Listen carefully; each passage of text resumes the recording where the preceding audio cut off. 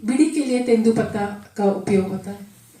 तो तेंदु से पत्ता इकट्ठा करना लोगों के लिए बहुत जरूरी होता है, क्योंकि उससे उनको कुछ कैश मिलता है। नहीं तो उनकी पूरी इकोनॉमी में वो अपने खेत से जो उगाते हैं, और नहीं तो वो आंध्रा की मिर्ची बाड़ी में जाते हैं तो वहां से कुछ कैश मिलता है, या तेंदु बेचते हैं तो मिलता है। तो वो पीरियड उनके लिए बहुत जरूरी होता है। घर घर से लोग तेंदु पत्ता इकट्ठा करने के लिए निकले हुए होते हैं। तो वहां भी 2 गांव में, बीजापुर के पिडिया और इतावर गांव में फोर्सेस आई थी। उन्होंने लोगों को घेरा और सीधे उन्होंने लोगों को खदेड़ा, मतलब उनको भगाया, और फिर उनको मतलब सीधे उन पर गोलियां चलाई गई। ये पूरी तरह से ये लोग ग्रामीण लोग थे। उस दिन 10 जितने लोग मारे गए। और बाद में जब हम जांच के लिए जब हम वहां गए थे, तो वहीं पे गांव में ही एक बच्चा कुछ 13 साल का था, उसको 3 गोलियां लगी हुई थी और वो वहीं खाट पे उसको लिटाया हुआ था। मतलब उसकी जान को खतरा नहीं था, पर जैसे उसकी टांग में लगी हुई थी और इस तरह से। और मगर उसको डॉक्टर के पास नहीं ले जा रहे थे उनका परिवार, और वो इसलिए नहीं ले जा रहे थे क्योंकि उनको डर था कि इसको ले जाएंगे तो इसको भी माओवादी बोल देंगे। तो मतलब एकदम इस तरह की वहां पे स्थिति है जहां फोर्स और पुलिस पूरी समय इस तरह का वो बयान देते रहते हैं कि उनकी कहानी एकदम उलट होती है। और जब फिर लोग बताते हैं कि ये है असली कहानी, फिर जब जांच करते हैं, जांच के बाद हम पाते हैं लोग जो बोल रहे हैं सच है, तो वो हम उसको मुठभेड़ को हम फर्जी बोल पाते हैं। तो इस तरह से ये सीधे एक तरह से वहां पे हत्या हो रही है। और उनके पॉइंट ऑफ व्यू से यही है कि जितनी ज्यादा वो संख्या बता सकें वो बताना चाहते हैं। तो हमने इतने लोगों को मार गिराया। अभी उनकी स्थिति यही है, उनको यही इसी तरह के ऑर्डर्स हैं। तो अभी 2024 से कुछ 200-300 जितनी, जैसे गवर्नमेंट पुलिस के खुद के उनके आप बयान देख लीजिए, वो खुद अपने बयान में बता रहे हैं ये सब कुछ कि इतने लोगों को हमने मार गिराया है। तो उसमें से आज के दिन में एक बहुत बड़ा प्रतिशत ग्रामीणों का है। मैं एग्जैक्ट आपको डेटा तो नहीं दे सकती हूँ, मगर बहुत बड़ा प्रतिशत, मतलब और खास करके ये 2024 के बाद, जब से जनवरी महीने 2024 में शायद अमित शाह आए थे रायपुर में, उसके बाद बस्तर में भी आए हैं। जब से उन्होंने ये ऐलान किया है कि मार्च 2026 से मतलब हम पूरे माओवादियों को यहाँ से खत्म करेंगे, उसके बाद से मतलब हम ये बहुत नोटिसेबल है, हम एकदम देख पा रहे हैं कि किस तरह से बहुत मतलब पूरा जो काउंटर इंसर्जेंसी ऑपरेशन है बहुत ज्यादा, मतलब जिसको हम कहेंगे कि बहुत ज्यादा हो गया है, और पूरी समय ये लोग मारे जा रहे हैं वहां पर। और 2026 कैसे तय किया, ये मार्च 2026? तो इसमें अभी बात जो धीरे धीरे आ रही है वो ये है कि कुछ अदानी के साथ में कुछ इनका कुछ अंदर से कुछ तय हुआ है, और अदानी को कुछ इन्होंने वादा किया हुआ है कि मार्च 2026 तक सब कुछ आपके लिए खाली रहेगा। क्योंकि बस्तर में जो मिनरल्स हैं वो बहुत हाई क्वालिटी के मिनरल्स हैं और खनिज है, और जिसमें से लोहा बहुत पूरे एशिया में बहुत अच्छे क्वालिटी का लोहा माना जाता है। और वहां पे जो पहाड़ हैं, सो 2 पहाड़ों में का डिपॉजिट तो पिछले कई सालों से 1960 के बाद से एनएमडीसी वहां से ये लोहा निकाल कर वो जापान में भेजा जा रहा है। अभी ऐसा सुनने में आ रहा है कि वो 2 खत्म हो रहा है वहां पर। अब तीसरा जो खुलेगा बोल रहे हैं उसमें इतना ज्यादा लोहा है कि जितना पहले 2 में था वो पूरा उतना उसी में है। और ये पूरा मतलब सुनने में आ रहा है कि ये अदानी को दिया जा रहा है। इसको मैं मतलब एकदम कोई ठोस एविडेंस के साथ नहीं कह सकती हूँ क्योंकि मेरे पास इसका कोई सबूत नहीं है, मगर यही बात वहां पे बोली जा रही है। और इसमें मुझे कुछ आश्चर्य नहीं होगा क्योंकि वो अदानी नहीं होगा तो कोई और होगा। पॉइंट ये केवल क्योंकि ये साफ हमको इतना तो दिखा है बस्तर में कि जगह अलग अलग जगहों में माइनिंग यहाँ पे उसका पूरा प्रोसेस बहुत पिछले सालों में हम देख सकते हैं कि उसको आगे बढ़ाया गया है। जैसे कि नारायणपुर में निको जायसवाल का वहां पे आयरन ओर का वहां पे भी माइनिंग वहां पे चल रहा है, अभी भी चल रहा है, जिसमें और हर एक जगह में लोगों का संघर्ष बहुत रहा है। संघर्षों को कुचला गया है। जो साथियों ने संघर्ष किया, खास करके युवाओं ने संघर्ष किया, उनको जेल में बंद किया गया है, अभी भी जेल में है। ऐसे बहुत लोग हैं जो जेल में हैं। और हम लोग ने कुछ साथियों ने मिलकर एक फैक्ट फाइंडिंग किया था जिसमें हमने ये पाया कि अगर हम देखें कि ये सभी कैंपों का अगर हम मैपिंग करते हैं तो हम पाते हैं कि ऐसे कई माइनिंग एरियाज हैं जिसको कैंप पूरी तरह से घेरे हुए हैं, जिसमें ये साफ फिर दिखता है कि जो कैंप्स हैं वो माइनिंग को बचा रहे हैं एक तरह से। तो उनको माइनिंग से मतलब माओइस्ट से माइनिंग को बचा रहे हैं। और दूसरा कि जो जैसे मैंने आपको पहले बताया था कि ऐसे आंदोलन जो हथियारबंद नहीं है तो 2000 ऐसे उनको भी वो दबा रहे हैं। तो इसका एक उदाहरण है मूलवासी बचाओ मंच जो 2021 में पैदा हुआ। मई 2021 में वहां पे सिलगेर नाम के एक गांव में वहां पे ये रातों रात एक सुरक्षा कैंप आ गया। सुरक्षा कैंप जब आता है वो ट्रकों में आता है और उसमें पूरा कैंप बनाने के लिए जो भी सामग्री चाहिए होती है वो लाते हैं, साथ में फोर्स आती है। और रातों रात कई बार हमने देखा है वो रातों रात आ जाते हैं और दूसरे दिन सुबह में गांव के लोगों को पता चला कि वहां पे कैंप आ गया है।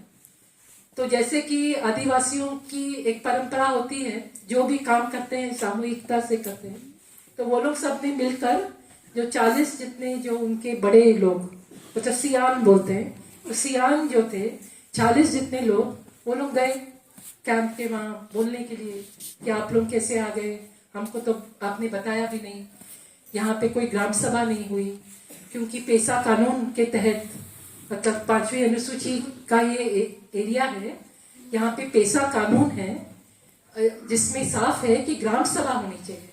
आप इधर के एरिया में कोई भी काम जिसमें जमीन जा सकती है वो बिना ग्राम सभा के, बिना लोगों से कंसल्ट किए, आपको वैसे तो उनसे अनुमति लेनी है मगर कम से कम आपको उनसे कंसल्ट तो करना है। मगर ऐसा नहीं कि आप उनको बिना बताए आप चोरी से आप रात में आ जाए, ये बिल्कुल गलत है। तो इसका उन्होंने बहुत ही अच्छी तरह वो उनसे बात करने के लिए गए, जिसमें उनसे बहुत बुरी तरह पेश आए। कुछ पत्थर भी फेंके गए उन पर, इस तरह से भगा दिया गया बेसिकली। उसके बाद फिर वहां आंदोलन छिड़ गया और फिर भारी संख्या में मतलब 2-3 दिन में ही वहां हजारों की संख्या में लोग आ गए। तो स्थिति ऐसी थी कि वहां उनकी बड़ी बड़ी वो जो गाड़ियां होती हैं, वो बुलेट प्रूफ व्हीकल्स जो बड़े बड़े होते हैं वो खड़ी थी और इस तरफ हजारों की संख्या में लोग और एकदम बिना किसी हथियार के, कुछ हथियार नहीं उनके पास, और केवल मतलब वो आंदोलित लोग जो विरोध कर रहे हैं कि आप यहाँ पे मतलब हमारे जमीन पे इस तरह से कब्जा नहीं कर सकते। और उन पर फिर गोलियां चली थी और 3 लोग वहीं शहीद हो गए थे और एक महिला जो गर्भवती थी वो बाद में कुछ दिन बाद मर गई थी। तो इसके बाद फिर वहां पे एक बहुत बड़ा वहां पे एक इसका बहुत बड़ा व्यापक असर हुआ था पूरे बस्तर में। सभी जगह आंदोलन शुरू हो गए थे। एक समय था 30-40 जगहों में बस्तर में आंदोलन चल रहा था, और उसी इस पूरे प्रक्रिया में ही मूलवासी बचाओ मंच का जन्म हुआ था। और ये जो मूलवासी बचाओ मंच में जो लोग थे, ये सब युवा वर्ग है, जो सलवा जुलूम के समय छोटे छोटे थे, जिन्होंने खुद अपनी आंखों से अपने घर जलते हुए देखे थे। तो ये पहले से ही मतलब सब कुछ जानते थे, भुगत चुके हैं, और मगर वो फिर भी संघर्ष करने के लिए बाहर आए थे, और सब कोई मिलके एकदम लोकतांत्रिक तरीके से वो लोग संघर्ष कर रहे थे। जिनको अभी अक्टूबर महीने में उनको भी प्रतिबंध, उन पर भी छत्तीसगढ़ जन सुरक्षा अधिनियम के तहत उन पर भी प्रतिबंध लगा दिया गया है। तो मतलब ये स्थिति है कि आप कुछ प्रश्न नहीं पूछ सकते। जैसे अभी सिलगर के बाद, हत्या के बाद, हमने वहां जाके तुरंत कैंप के मतलब पुलिस से थाना में जाके रिपोर्ट लिखाई। बस्तर की हालत ये भी है कि जो थाने हैं वो भी ज्यादा से ज्यादा थाने उन्होंने कैंपों के अंदर बना के रखे हुए हैं। तो जिस कैंप से आपको लोग आते हैं और सर्चिंग कॉम्बिंग करते हैं, ऑपरेशंस करते हैं, उसी कैंप में मतलब आपको जाना पड़ेगा जब आपको रिपोर्ट लिखानी है। पुलिस जो है वो भी पैरामिलिट्री के साथ मिलकर जॉइंट ऑपरेशन कर रही है, तो उसी पुलिस के पास आपको जाके आपकी कंप्लेंट देनी है। इसके बावजूद कि कंप्लेंट देने के बाद भी इन्वेस्टिगेशन तो वही करेंगे, फिर भी मतलब जबकि सब कुछ तो उन्हीं के पास पावर है, सब कुछ वही करेंगे, और हर एक घटना के बाद तो तुरंत वो लोग खुद अपना एफआईआर लिख देते हैं, जिसमें पूरा उनकी पुलिस की कहानी होती है। पर लोगों की कहानी वाली शिकायत बस्तर में अक्सर बहुत लड़के वो लोग लेते हैं, नहीं तो रिसीव भी नहीं देते, शिकायत तक वो नहीं लेते। और अगर वो ले भी लेते हैं, मतलब शिकायत हम लोग फिर भी लड़के करने की कोशिश करते हैं कि ये हमारा अधिकार है और हमारा रिकॉर्ड रहेगा कि हमारी सच्चाई क्या थी। वहां पे शिकायत के बाद भी जैसे एफआईआर होनी चाहिए, या अगर एफआईआर हो चुकी है तो उसका एक काउंटर एफआईआर होना चाहिए, कुछ नहीं होता है वहां पर। तो इससे फिर यह होता है कि कोई भी घटना के बाद जो पुलिस की कहानी है उसी को माना जाता है, उसी की कहानी पर एक एफआईआर बनता है। और मैं वकील हूं तो इसलिए कई बार मैं बहुत चालान देख चुकी हूं, चार्जशीट्स इस तरह के केसेस की, जिसमें पूरा का पूरा मतलब वो पुलिस का वर्जन ही उसमें लिखा रहेगा, जबकि लोगों का जो वर्जन था कि हमारे व्यक्ति और हमारा बच्चा या हमारा ये मारा गया था, वो वाली बात उसमें नहीं आती है। तो होता फिर यही है कि लोग मारे जाते हैं, और एक तरह से मारे जाते हैं, आप कुछ कर नहीं सकते, क्योंकि ऐसे कई फर्जी मुठभेड़ों का पहले कई सालों में कोर्ट में भी लेकर गए हैं, और दूसरे साथी भी, कई साथियों ने इस पर काम किया है, और हाई कोर्ट, सुप्रीम कोर्ट तक लेकर गए हैं, मगर किसी भी इस तरह के फर्जी मुठभेड़ वाले केस में कुछ भी न्याय नहीं मिल पाया है। और इसमें केवल 1-2 लोगों की बात नहीं है, कई बार 15 लोग, 17 लोग, मतलब भारी संख्या में इसमें एक साथ मतलब लोगों को मारा गया है। तो न्याय तो नहीं मिल रहा है आपको, क्योंकि ये पूरी तरह से डेलिबरेट पॉलिसी है। और जो हमने हकीकत हम पाते हैं कि पुलिस और कोर्ट भी एक तरह से मिली रहती है, क्योंकि जैसे जो चार्जशीट होती है, जो उसमें जो भी गवाह होते हैं वो सब तो पुलिस के ही होते हैं। तो जो भी घटना घटती है उसमें जो प्रार्थी होता है, कंप्लेनेंट, जो जाके कंप्लेंट करता है, वो पुलिस वाला आदमी होता है।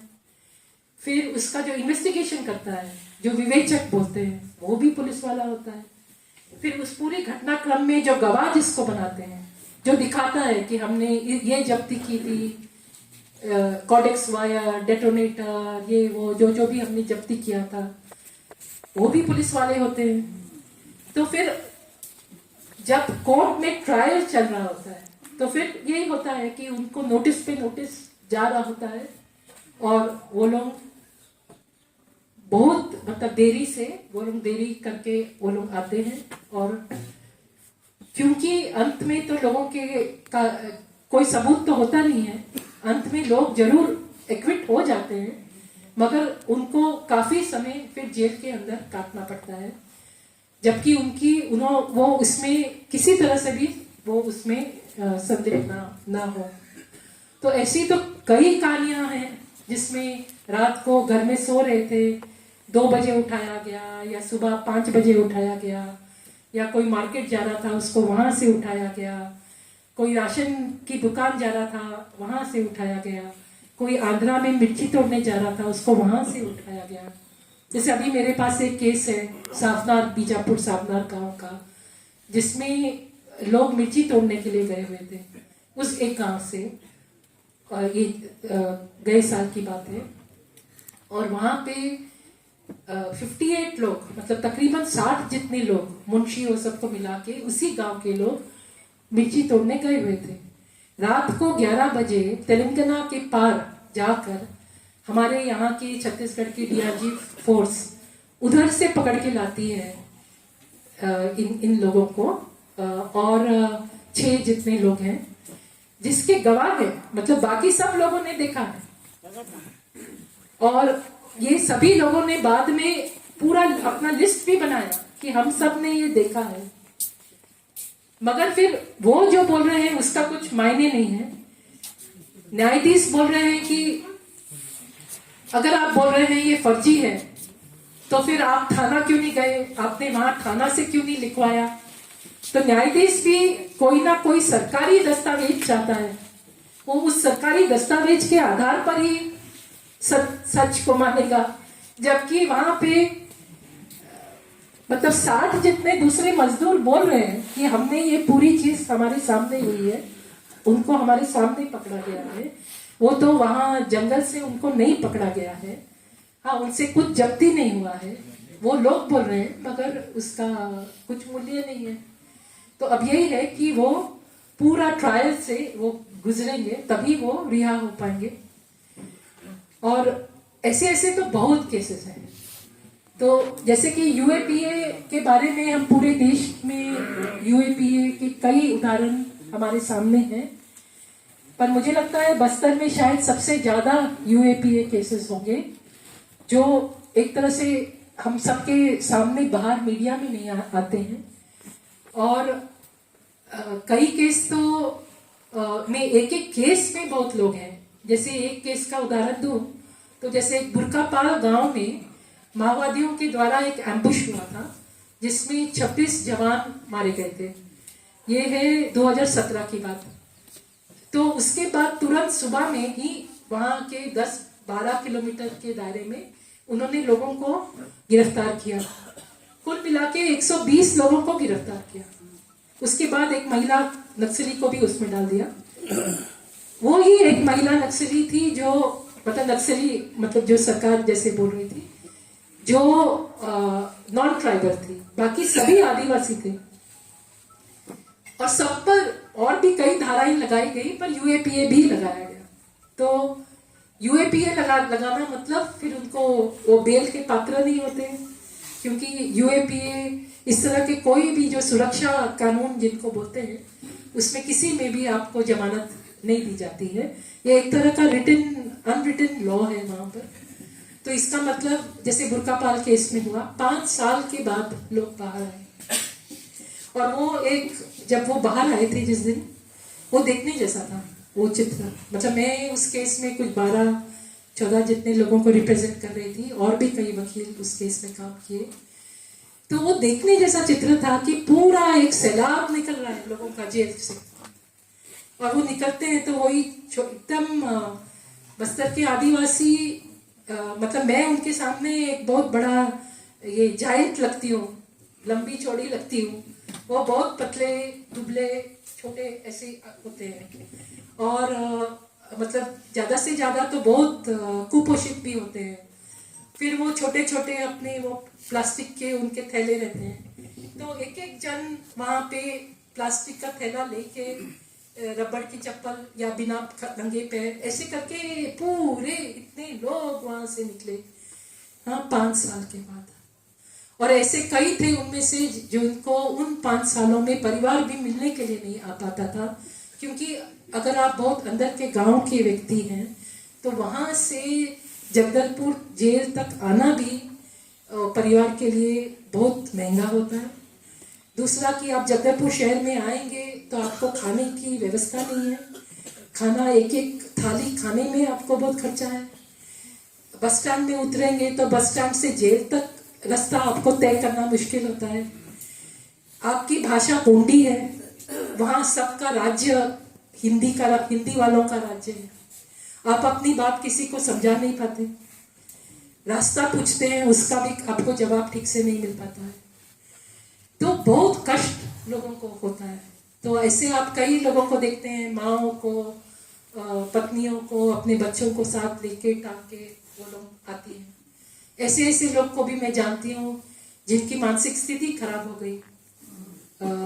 जैसे एक नुलकातोंग कोंटा में एक जनसंहार हुआ था जिसमें 15 लोग मारे गए थे 2017 में। उसमें बाद में पुलिस ने 2 लोगों को पकड़ा था और जेल की थी, उन पर भी यूएपीए डाला था। तो उसमें एक जो लड़की थी उसका नाम था बुदरी। तो बुदरी के जो पिता थे रामा, वो आए जरूर जेल, मतलब उन सालों में वो तकरीबन 2-3 बार तो आए। आना भी मतलब आएंगे, फिर रास्ते में एक गाँव रुकेंगे, फिर ऐसे करके मतलब बहुत कष्ट करके आए।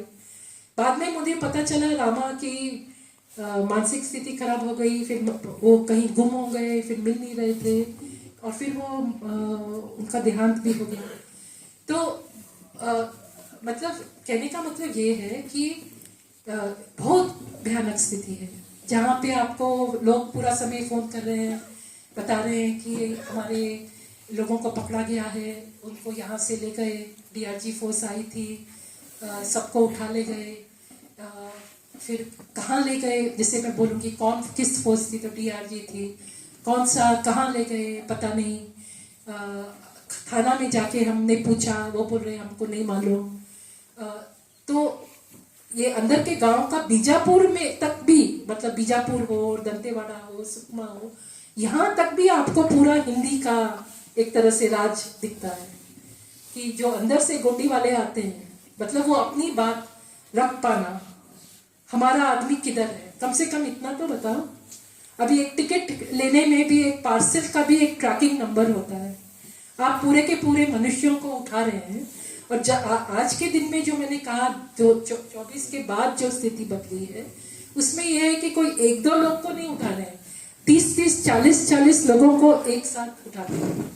तो ये एक तरह का आतंक है ना, मतलब कि आप एक साथ उठा रहे हैं। जैसे मैंने आपको ये जो 2 गांव की बात बताई, उसमें 10 लोग मारे गए, और साथ में उन्होंने कुछ 30 जितने लोगों को मतलब ले लिया अपने साथ, और उनको ले गए अपने साथ। पूरे का पूरा गांव बीजापुर गया और ढूंढ रहे थे कि हमारा आदमी मारा गया, कि हमारा आदमी आपके गिरफ्त में है। उनको पता नहीं, लोगों को पता नहीं, वो